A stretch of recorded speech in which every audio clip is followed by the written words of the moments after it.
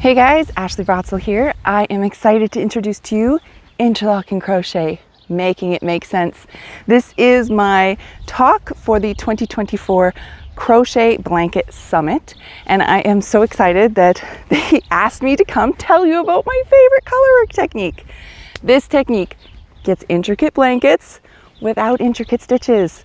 If you've ever heard of interlocking crochet, which some of you probably even haven't heard of it, how can you look it up if you haven't even heard of it, right? So if you have heard of it, and if you've seen it, you might think, that's too hard, I can't do that. And I'm telling you, I'm gonna make it easy, okay? I'm gonna do my best so that everybody gets a chance to make these cool blankets, because they are really cool. So, all you need to know is chain stitch, most of you probably already know that one, double crochet, and I use US terminology, so make sure it's an actual double crochet like I'm expecting. That's it. The whole blanket is just chain and double crochet. So let's clear up a few misconceptions about interlocking crochet first. What is interlocking crochet? It'll be difficult for some of you to search for interlocking crochet if you're looking for patterns, because over the years designers have used all sorts of titles for interlocking crochet. For a while, there was a concern about whether the term interlocking crochet was trademarked or copyrighted. So designers, in order to completely avoid the problem, just came up with their own titles, which is fine, except for it makes it hard for you to search for those kinds of patterns. You'd have to know which designers are actually doing these techniques in order to search through their designs.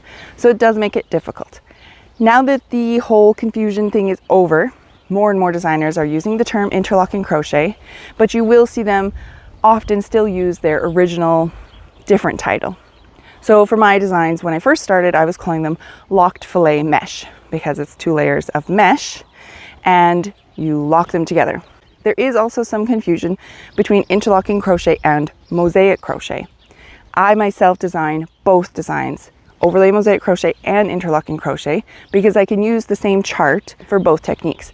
But usually, generally, interlocking crochet is not considered a mosaic crochet technique.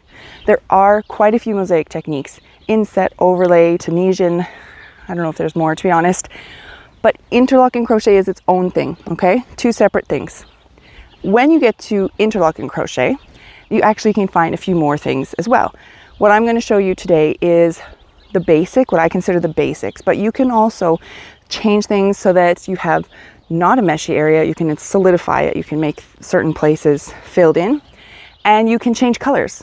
My designs are just 2 colors, the dark color and the light color, the main color and the accent color, but you can actually change colors like a tapestry color work.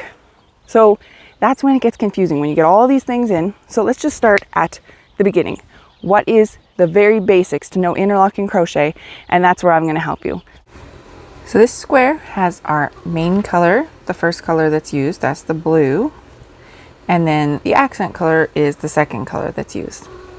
My designs always lock the edges in with the outer edge of both squares, and then a line that goes all the way around to lock them in. And then I also lock across the corners. Other designers don't necessarily make their patterns like that. This blue, if you took away the orange, would look like this. This square, the corners are not very square because there's nothing pulling on them. You can count the windows. You'd have to go this section, and you can see there's 1, 2, 7, 8, 9, 10 holes. And it's a square, so we got 10 here, 10 here, 10 here, and 10 here. So when you count the holes or the windows, I call these a 10 window square because that's how many windows are in the foundation row. It's 10 windows wide.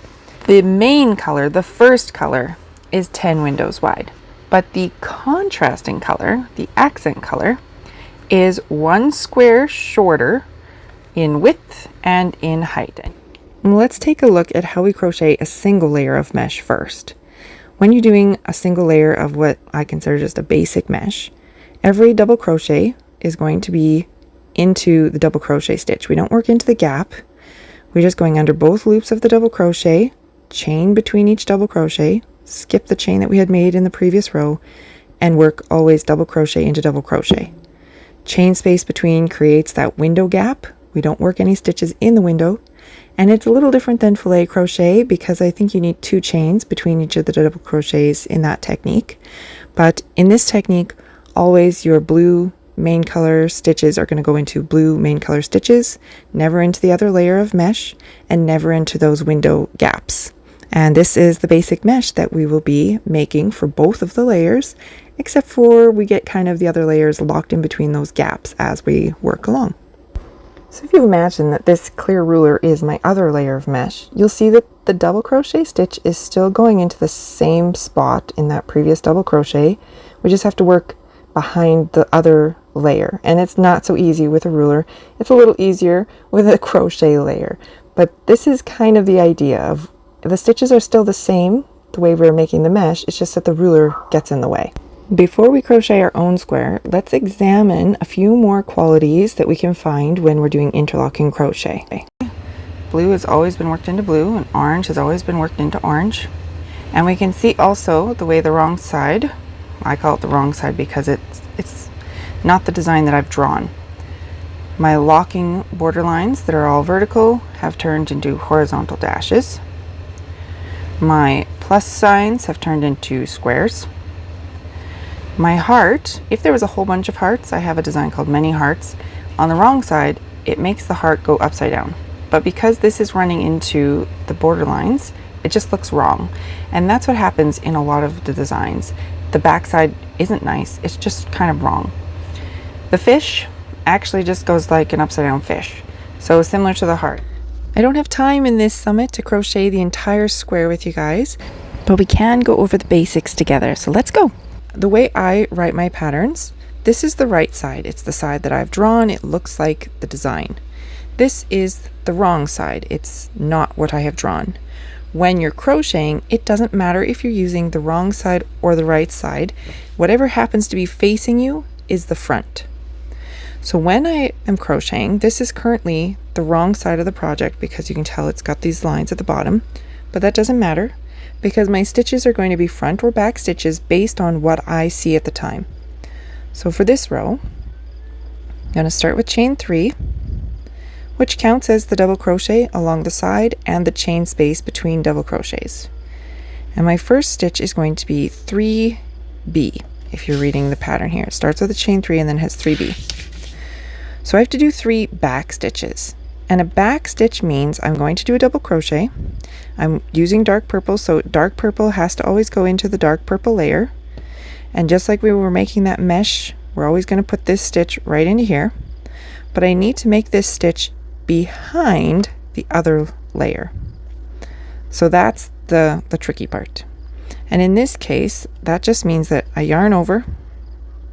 I'm going to go behind the light and grab the dark one. I'm going to bring it all to the back. Now, if you can sort of tell, now we're behind the light layer and we're still going into that stitch just like normal. When we're making the mesh layer, you do the same kind of technique where you go into the stitch and make your double crochet, chain space. The next stitch, you can see that there are the light color layer has all these windows. The next stitch has to be in this window, either in front of the window or behind the window. And then the next stitch will be this window. So we're always keeping track of our windows from the layer that we're not working on, as well as the stitches of what we are working on.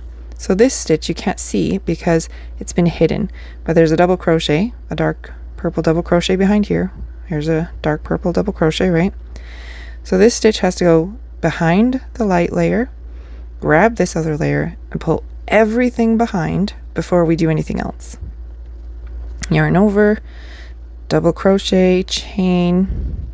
I need to do another one. It's going to go in the window, grab it all, bring everything to the back. The next stitches that I have are front stitches.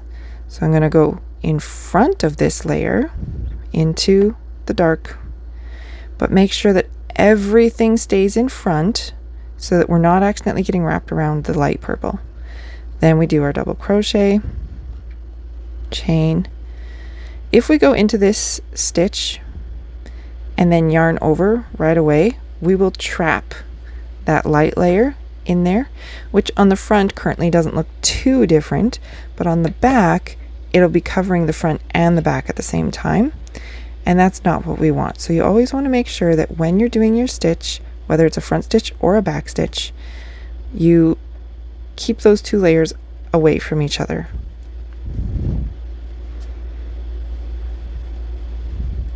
So we're going to go in and make sure this whole purple layer is in front before we do our stitch.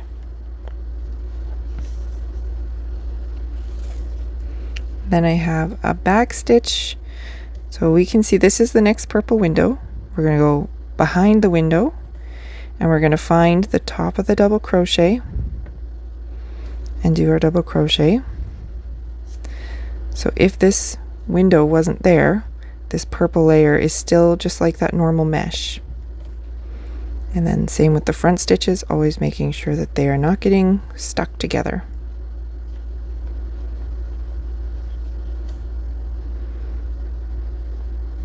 And when you're using the main color, the first stitch and the last stitch don't have anything in front or behind, because this is, the dark purple is a little bit bigger than the light purple layer. So you can go into the window or you can count chains. We have 3 chains here. So you could use the second chain or just right into the window for this final one. When we're using our accent color, we are already stuck behind this purple layer. I actually include this information in my headings, ACF or ACB, so that when you did, I didn't really mention it because I was just showing you the stitches on the purple layer. This first purple stitch, these accent color tails are locked either behind or in front, and in order to fix it, if you get here and you realize it's in the wrong spot, you'd have to undo your whole row. So it is important to pay attention. So the first thing we're going to do is chain 3, and it's in back. We know that this layer is behind here and it was already locked in, so it's kind of like double checking, because we told you to put it in the back here and now it is. And the same thing, the stitches are going to go behind, so we need to go behind the purple, the dark purple, and grab the light purple and bring everything to the back so that we're working behind this layer. You can kind of pull this purple one out of the way. I just hook it. I hook it to the back and I go in, and then I do the double crochet. Then we have a stitch in the front. Make sure it stays all in the front before we yarn over. And then I have 6 in the back. So we are counting the double crochets. We have 1 double crochet, always a chain space between them, but we're just counting double crochets. And these are the only stitches, but lining everything up and counting is like the hardest part of interlocking crochet, because you need to make sure that your 2 layers stay lined up. If you get these windows kind of crisscrossed, your pattern will look wrong, and then the next row you'll realize that the stitches aren't quite right. So then you have to pull things apart, and that's never fun. Now let's go over those charts before we go any farther. Here we go. Knowing how to read the interlocking charts can be handy. It is not something I enjoy doing.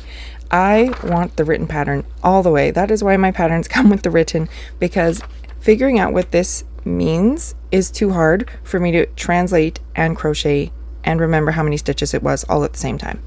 So personally, I just use the written.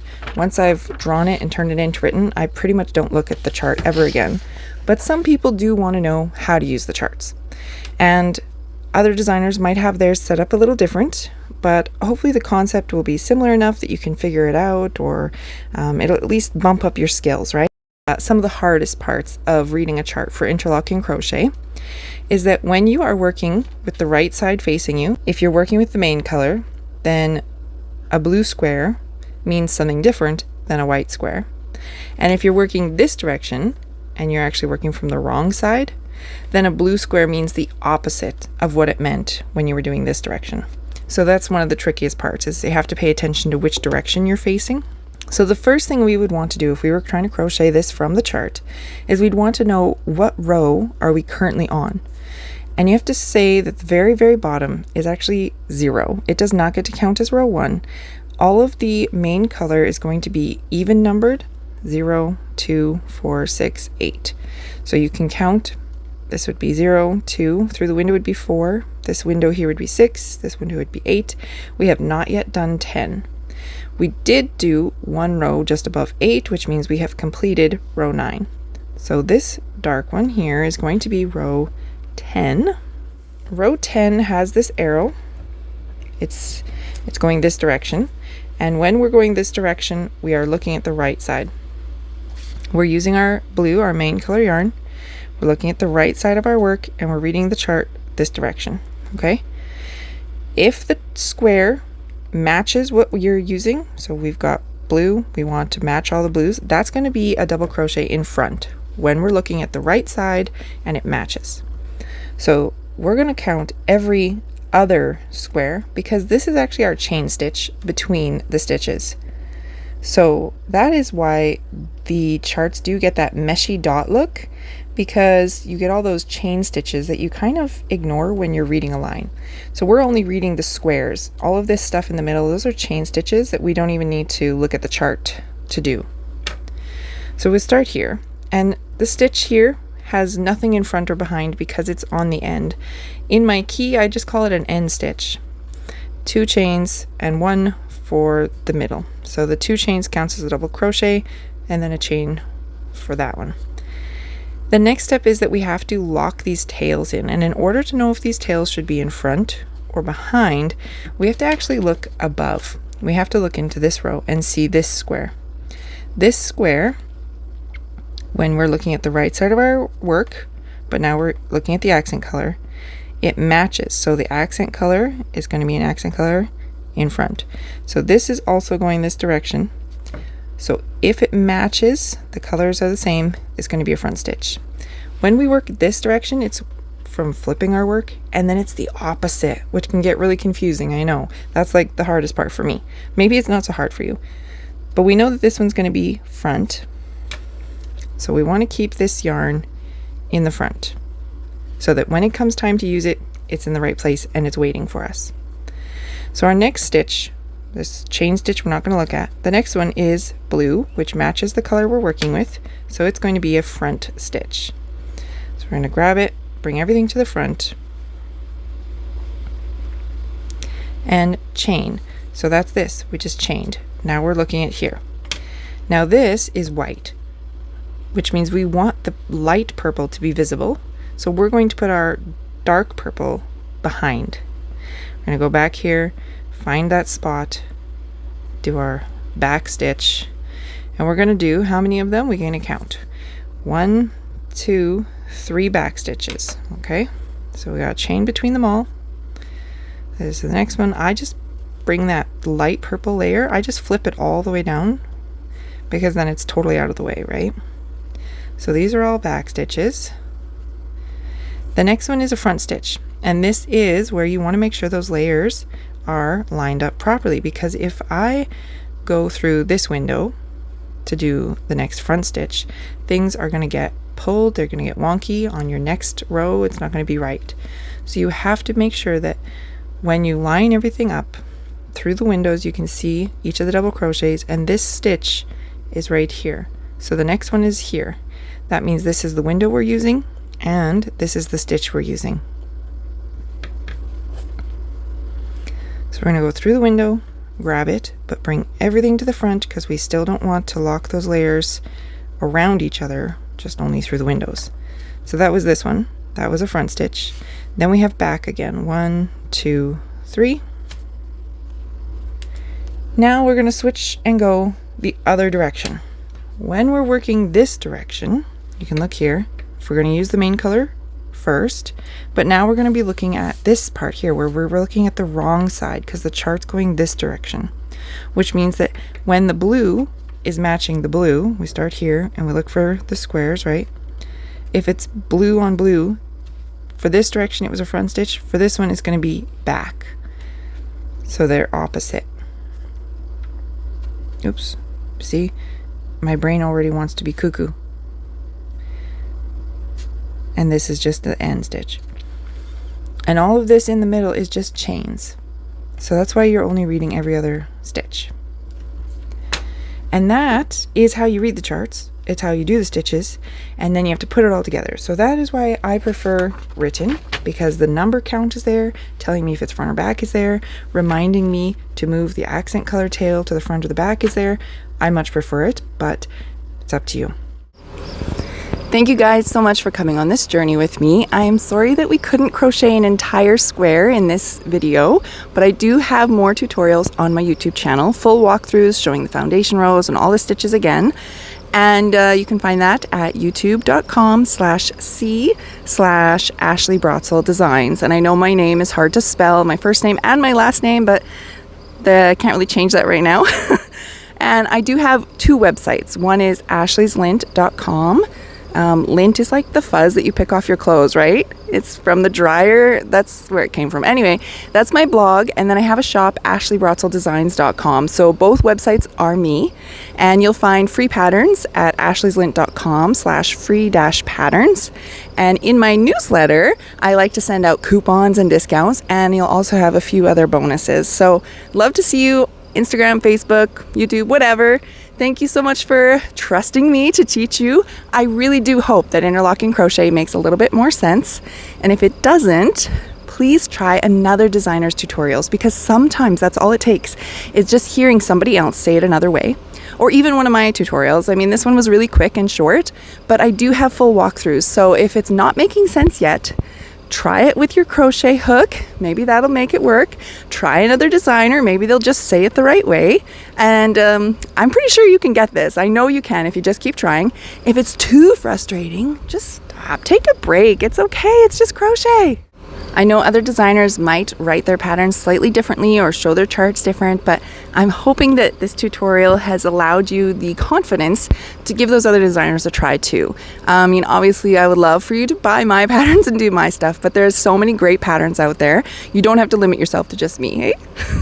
Thank you so much for watching, and I hope you enjoy the rest of this summit, because I hear there are some pretty great designers who are talking about all sorts of amazing things, and I hope you have a fabulous crochet day.